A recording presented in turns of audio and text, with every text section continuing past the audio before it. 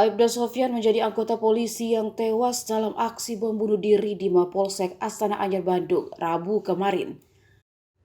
Almarhum tewas setelah mencoba menghalangi pelaku Agus Sujatno atau Agus Muslim yang memaksa masuk dalam halaman Mapolsek. Namun aksi heroik yang dilakukan Aibda Sofyan tersebut justru membuatnya kehilangan nyawa.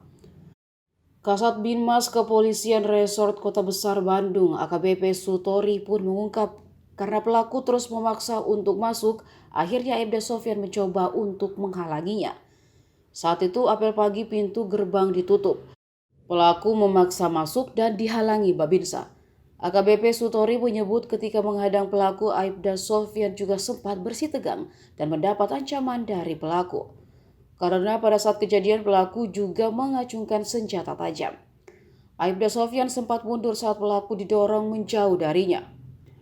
Namun naas ledakan bom bunuh diri yang cukup dahsyat itu tetap mengenai Aibda Sofyan dan membuatnya meninggal dunia. Almarhum meninggal karena mengalami luka di leher, tepatnya urat nadi. Almarhum meninggalkan istri dan 3 anak. Jenazah Aibda Sofyan pun sudah dimakamkan di makam keluarga di Sukahaji, Kota Bandung.